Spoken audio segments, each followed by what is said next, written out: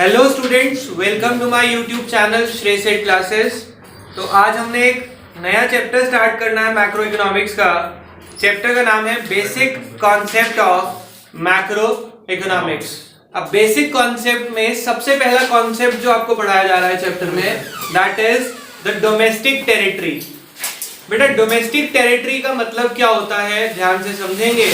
हमारी यूनिट का नाम है, यूनिट है national income and related aggregates. अब जब हम नेशनल इनकम निकालना चाहते हैं तो सबसे पहले हमें यह पता होना चाहिए कि हमारा नेशन कहां तक है, तभी तो आप अपने देश की नेशनल इनकम निकाल पाएंगे। तो सबसे पहले आपको क्या पता होना चाहिए कि हमारा नेशन कहां तक एक्सटेंड करता है, तभी हम नेशनल इनकम कैलकुलेट कर पाएंगे। अब अगर मैं लेमैन लैंग्वेज में बात करूं, डोमेस्टिक टेरिटरी का मतलब क्या होगा। एक आम आदमी क्या कहेगा, सर हमारी डोमेस्टिक टेरिटरी वहां तक है जहां तक हमारे देश की बाउंड्रीज है, पॉलिटिकल फ्रंटियर या बॉर्डर्स जिसे आप बोलते हैं। यहां पे ये इसके लिए वर्ड यूज करेंगे पॉलिटिकल फ्रंटियर, बट ये आम आदमी की भाषा में है। एक्चुअल में जब हम डोमेस्टिक टेरिटरी कैलकुलेट करना चाहते हैं, उसमें और भी 3 चीजें इंक्लूड होती है। तो पहले हम पढ़ते हैं इंट्रोडक्शन में डोमेस्टिक टेरिटरी का मतलब क्या है। देखो, domestic territory is a very important concept in national income accounting. अगर हम अपने देश की नेशनल इनकम निकालना चाहते हैं तो उसमें डोमेस्टिक टेरिटरी का होना बहुत जरूरी है कि डोमेस्टिक टेरिटरी कहां तक है इसका पता होना। इन लेमैन्स लैंग्वेज, आम आदमी की भाषा में क्या है, domestic territory means political frontier of a country, कि एक देश की पॉलिटिकल बाउंड्रीज कहां तक है। However, for the purpose of national income accounting it is used in wider sense. पर अगर हम नेशनल इनकम के हिसाब से सोचे, इसमें कुछ और चीजें भी इंक्लूड होती है। वो 3 चीजें क्या है, ध्यान से समझेंगे। सबसे पहला लिखा है ship and aircraft operated by normal resident of a country between 2 or more countries। मतलब कोई ऐसा पर्सन जो इंडिया का रहने वाला है, वो शिप या एयरक्राफ्ट चला रहा है किसी 2 देशों के बीच में, पर उसका ओनर कहां पे है, इंडिया में है। तो उस शिप या एयरक्राफ्ट से होने वाली इनकम इंडिया की डोमेस्टिक टेरिटरी में इंक्लूड कर ली जाएगी। Is it okay? For example, Indian airlines या इंडियन एयरवेज अपना प्लेन ऑपरेट कर रहे हैं बिटवीन सिंगापुर एंड मलेशिया, तो वहां से होने वाली इनकम, उस फ्लाइट से होने वाली इनकम इंडिया की डोमेस्टिक टेरिटरी का पार्ट मान ली जाएंगी, क्योंकि उसका ओनर कौन है, इंडियन एयरलाइंस का, इंडिया का कोई पर्सन होगा, तो that will be the domestic territory of India. Is it okay? Number 2, fishing vessel, oil and gas natural rigs and a floating platform operated by the resident of a country in the international waterways where they have exclusive right of operation। इस point को एक बार समझते हैं बेटा। इधर देखें, हमें पता है कि इंडिया में अगर हम साउथ वाली साइड में चले जाएं, विशाखापट्टनम वाली साइड में, India is covered by water bodies from 3 sides. जब आप इंडिया के बॉटम वाली साइड में जाते हैं तो इधर, इधर और इधर वाटर है। ये जो लैंड है जहां तक हमारा बॉर्डर है वो तो इंडिया है ही है। जो जैसे डिस्टेंस अगर हम लैंड एरिया में मेजर करते हैं, it is measured in kilometres, और अगर हम वाटर में मेजर करते हैं it is in nautical miles. क्या बोलते हैं उसे? नॉटिकल माइल्स, डिस्टेंस को मेजर करने के लिए। तो 12 नॉटिकल माइल्स तक तो इंडिया है ये, मतलब पानी में भी 12 नॉटिकल माइल्स तक इंडिया काउंट होता है, और उसके बाद इट इज इंटरनेशनल वाटर, वो काउंट होता है इंटरनेशनल वाटर, वो इंडिया की बाउंड्री से बाहर चला जाता है। सपोज इंटरनेशनल वाटर में हमें ऑयल मिला, ऑयल, क्रूड ऑयल जिसे हम कहते हैं, जिससे पेट्रोल डीजल बनता है। कहां मिलता है वो? सी बेड के नीचे, इतना तो सबने पढ़ा है। अब सी बेड के बहुत किलोमीटर्स के नीचे मिलता है वो, काफी ज्यादा किलोमीटर के नीचे जाके। अब वहां से ऑयल को एक्सट्रैक्ट करने के लिए नॉर्मल पाइप तो लगेगा नहीं, एक पाइप होता है जिसको बोला जाता है रिग्स। ये बहुत मोटे मोटे पाइप्स होते हैं, बहुत कंक्रीट मटेरियल के बने होते हैं, और बहुत ही एक्सपेंसिव होते हैं, बहुत ज्यादा एक्सपेंसिव, क्योंकि एक तो इसकी लेंथ बहुत ज्यादा है और दूसरा इसका मटेरियल ऐसा है जो पानी के अंदर सरवाइव कर सके। क्योंकि ये तो है नहीं कि सुबह पाइप डाला शाम को तेल निकाल के फिर पाइप खींच लिया। ठीक है, और जाना भी कहाँ पे है, सी के बॉटम तक जाना है, तो इसको हम बोलते हैं रिग्स। इंडिया में ये रिग्स सिर्फ और सिर्फ मिस्टर अंबानी के पास है और किसी के पास है ही नहीं है। अब वो जो रिग्स है उन्होंने सी के बॉटम पे लगाई और वहां से ऑयल एक्सट्रैक्ट कर रहे हैं। ऑयल आ गया सी के सरफेस तक, अब यहां से इंडिया में लाना है पाइप के थ्रू। क्या हो रहा था कि जब वो पाइप के थ्रू यहां पे ला रहे थे, यहां तक लाने में वो खराब हो जाता था। क्यों? Because it is a natural product जो सी बेड के नीचे से निकला है, वो यहां तक आते आते डिस्ट्रॉय हो जाता था या इवेपोरेट हो जाता था। तो उन्होंने यहां पे एक बोट बनाई, ऐसी बोट जिसके ऊपर मशीन सेटअप करी। उस मशीन का, उस प्लांट का काम क्या है कि जैसे ही केमिकल, ये क्रूड ऑयल आया, इस पे प्रोसेसिंग करी, इसमें केमिकल मिक्स करे जिससे कि ये खराब ना हो, और फिर उसे इंडिया में ट्रांसफर किया। अब ये जो मशीनरी सेटअप हुई है कहां पे हुई, एक फ्लोटिंग प्लेटफॉर्म पे हुई, एक ऐसा प्लेटफॉर्म जहां पे मशीन होने के बाद भी वो तैरती रहे। लेकिन ये कहां पे है, इंटरनेशनल वाटरवेज में। यहां पे अगर आप कोई इनकम कमा रहे हो तो इंडिया की तो हो नहीं सकती, पर अगर आप परमिशन ले किससे, WTO से, वर्ल्ड ट्रेड ऑर्गेनाइजेशन से, कि मेरे को यहाँ पे एक फ्लोटिंग प्लेटफॉर्म ऑपरेट करना है, तो वहां से होने वाली इनकम आपके देश की नेशनल इनकम में काउंट हो जाएगी। ये लिखा है यहाँ पे, अब पढ़ते हैं। फिशिंग वेसल्स आप सब समझते हैं, फिश पकड़ने वाला कोई वेसल। आगे यहां से स्टार्ट होता है oil and natural gas rigs. अब समझ आ गया क्या होते हैं ये, oil and natural gas rigs and a floating platform, एक ऐसा प्लेटफॉर्म ऑपरेटेड बाय, कौन ऑपरेट कर रहा है, resident of a country in the international water where they have exclusive right of operation. कौन से वाटर में, इंटरनेशनल वाटर में, जहां पे उसके पास राइट ऑफ ऑपरेशन है। Is it okay? Third point, embassy, consulates and military establishment of a country located abroad। बेटा embassy से आप लोगों को समझ आ जाएगा। आपको शायद पता हो कि अगर आप दूसरे देश में जाना चाहते हैं तो आपको उस देश की एम्बेसी में अप्लाई करना पड़ता है। इतना तो सबको पता होगा कि पासपोर्ट और वीजा लेना होता है। अब पासपोर्ट वीजा लेने के लिए आपको उस देश की एम्बेसी में अप्लाई करना पड़ता है। जैसे आपको यूएस जाना है या सऊदी जाना है, तो आपको वहां जाने के लिए पहले उसकी जो, उस देश की, यूएस की जो एम्बेसी होगी वहां पे अप्लाई करेंगे कि हमें यूएस जाना है, किस पर्पस के लिए जाना है, और अपने डॉक्यूमेंट्स देंगे। वहां पे जो लोग बैठे होंगे वो कहाँ के होंगे, वो उस देश के होंगे जिस देश की वो एम्बेसी है।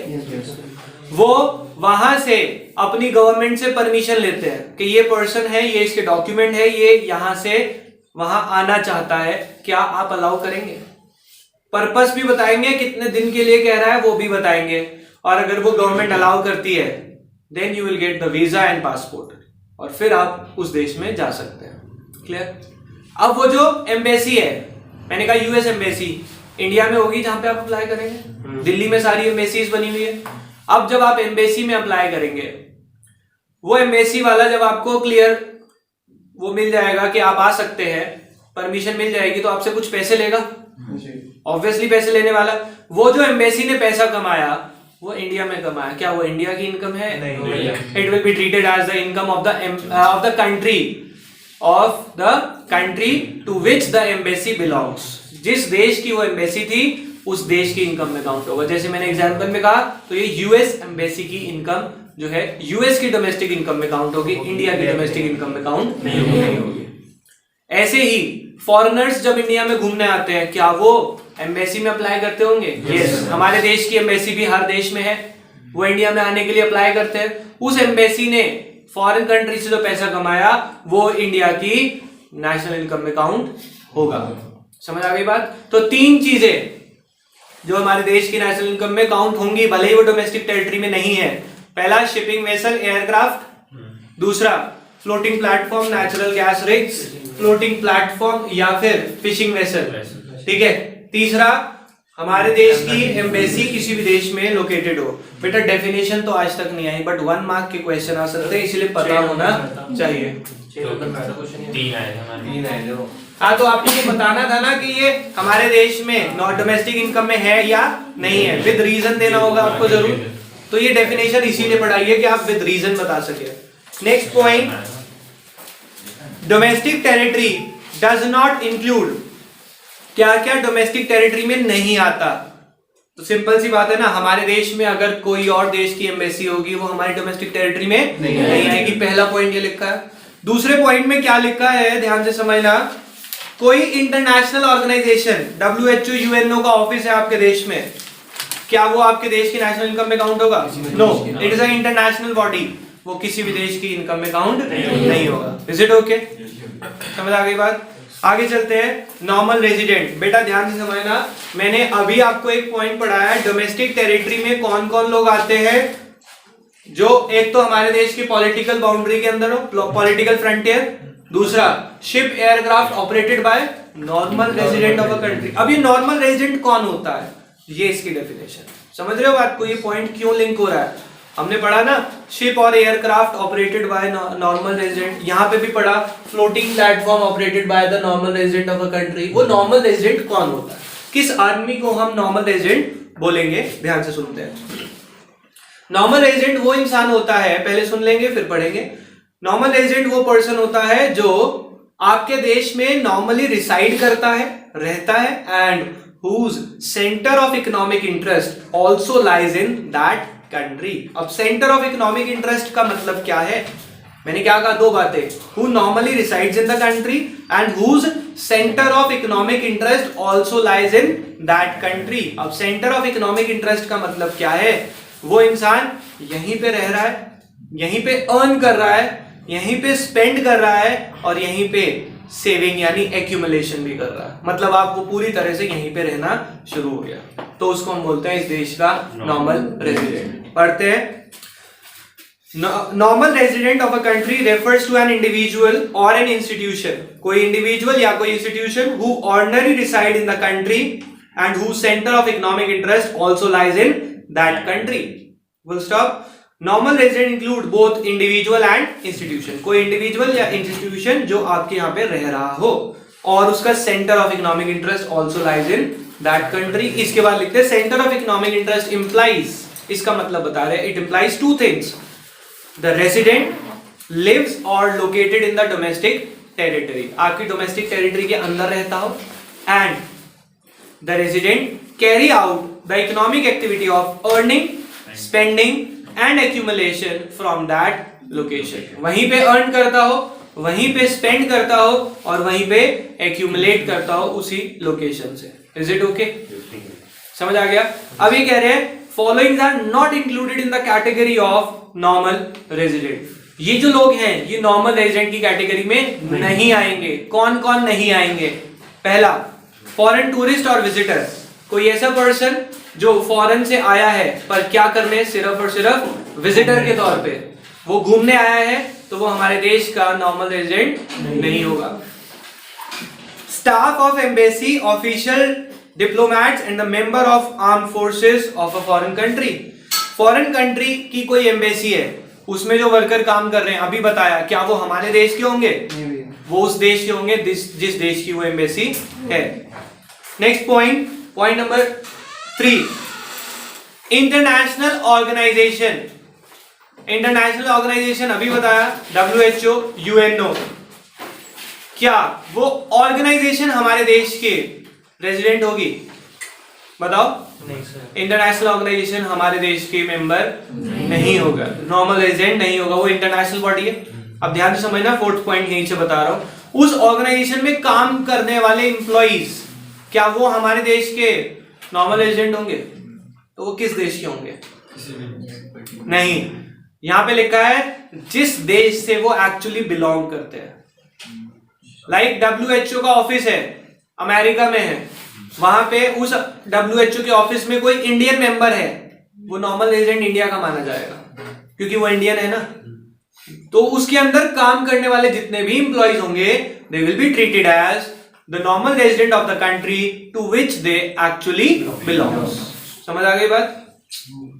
नेक्स्ट पॉइंट नंबर 5, 3 और 4 मैंने आपको दोनों समझा दिए कि इंटरनेशनल ऑर्गेनाइजेशन किसी का भी पार्ट नहीं होंगे, ठीक है। Next is crew member of a foreign vessel, commercial traveller and a seasonal worker. ध्यान से समझेंगे, कोई शिप इंडिया में आया, वो यहां पे 6 से 7 महीने उन्होंने स्टे करा, ठीक है। अब वो जो उसके क्रू मेंबर्स थे, शिप पे जो काम कर रहे थे वर्कर, वो यहाँ पे रहे 6 से 7 महीने, यहीं पे खाया होगा, यहीं कमाया होगा, यहीं खर्च किया होगा, क्या वो रेजिडेंट बन जाएंगे, नॉर्मल रेजिडेंट? नहीं। कह रहे अगर फॉरेन वेसल आ रहा है और उसके क्रू मेंबर स्टे कर रहे हैं और उनका स्टे 1 साल से कम का है, तो वो नॉर्मल रेजिडेंट नहीं कहलाएंगे। क्लियर हो गई बात? ये सिर्फ वो जो है crew member of foreign vessels, commercial traveller या सीजनल वर्कर के लिए काउंट होगा। Clear? Last point, border workers. कौन होते हैं बॉर्डर वर्कर्स? वो लोग जो बॉर्डर के किनारे पे रहते हैं, जॉब ढूंढने के लिए या काम करने के लिए बॉर्डर के दूसरी साइड जाते हैं, वहां से पैसा कमाया, शाम को वापसी। ऐसे लोग भी बहुत हैं। इंडिया पाकिस्तान के बॉर्डर पे ऐसे बहुत वर्कर हैं जो इधर रह रहे हैं, काम ढूंढने के लिए उधर जाते हैं, शाम को वापसी आ जाते हैं। तो वो किस देश के नॉर्मल रेजिडेंट कहलाएंगे? जिस देश में वो कमा रहे हैं या जिस देश में बैठ के खा रहे हैं? Where they live, not where they work. जहां पे काम कर रहे हैं वहां के रेजिडेंट नहीं होंगे, जहां पे वो रह रहे हैं वहां के नॉर्मल रेजिडेंट कहलाएंगे। साफ साफ लिखा है। पॉइंट नंबर 6 एक बार रीड कर लेते हैं। Border worker who lives near the international border and crosses the border on a regular basis to work in other country, they will be treated as the normal resident of a country where they live and not where they work. Is it okay? Yes. कोई problem? चल, last point आज का जो हम cover up करेंगे, that is the citizenship and the residentship. ध्यान से समझना बेटा, सिटीजनशिप आपको कैसे मिलती है? किसी देश की सिटीजनशिप सिर्फ 2 तरीके हैं। पहला, आप उस देश में बॉर्न हुए हैं, आपकी जहां पे बर्थ है, बाय बर्थ आपको ऑटोमेटिक सिटीजनशिप मिलती है। दूसरा, आप लॉ को अप्लाई करें, कोर्ट को अप्लाई करें, अगर लॉ आपको अलाउ करेगा, then only you can become a citizenship, then only you can become a citizen and attain the citizenship. अब ऐसा क्यों रखा सर? जब बाय बर्थ का कॉन्सेप्ट था तो ये लॉ को अप्लाई करने वाली बात क्यों है? मतलब कोई बाहर पैदा हुआ तो वो इंडिया का सिटीजन बन सकता है? यस, ये एक एक्सेप्शनल सिचुएशन में रखा है, बहुत सोच समझ के बनाया गया है लॉ। ध्यान से समझना, अगर कोई पर्सन इंडिया से बाहर घूमने गया और उनका जो बेबी है वो दूसरे देश में बर्थ लेता है, तो क्या कहा था? Citizenship is by birth. दूसरे देश में बर्थ लिया तो वहां का सिटीजन बन जाएगा क्या? देखो, बर्थ तो इंडिया में नहीं हुई, कुछ लोग इसके अगेंस्ट में जा सकते थे, तो उन्होंने क्या कहा कि आप लॉ को अप्लाई करें, लॉ अगर अलाउ कर देगा, तो ऐसे केस में जब आप अप्लाई करेंगे ना, लॉ आपको 1 मिनट में अलाउ कर देगा। क्यों? It is a genuine case. क्यों कह रहे कोई प्रॉब्लम नहीं है। अब देखो, लॉकडाउन जैसी सिचुएशन आ गई, आप दूसरे देश में थे तो आपको वहीं स्टे करना पड़ा, बेबी की बर्थ वहीं पे हुई, तो भी आप इंडियन गवर्नमेंट को अप्लाई करेंगे, they will allow the person, the baby to be a citizen of India. Is it okay? अब बात आती है रेजिडेंटशिप। रेजिडेंटशिप का मतलब क्या होता है? हमें रेजिडेंटशिप कैसे मिलती है? जब हम एक देश में रहें 1 साल से ज्यादा और हमारा सेंटर ऑफ इकोनॉमिक इंटरेस्ट यानी कि वही अर्निंग, स्पेंडिंग और एक्यूमुलेशन भी वहीं से करनी शुरू करते हैं, तो हम उस देश के रेजिडेंट बनते हैं, सिटीजन नहीं बनते। सिटीजनशिप के लिए 2 ही तरीके हैं सिर्फ, बाय बर्थ और by applying to the law. समझ आ गई बात? इसमें रेजिडेंटशिप का मतलब भी समझ आया आपको? कोई इंसान जो आपके देश में 1 साल से ज्यादा रह रहा है, या और साथ साथ उसका क्या होना चाहिए बताओ? Centre of economic interest also lies in that country. चलो, आज हम इतना ही पढ़ेंगे, बाकी पढ़ते हैं नेक्स्ट क्लास में। अभी के लिए फिलहाल बाय बाय।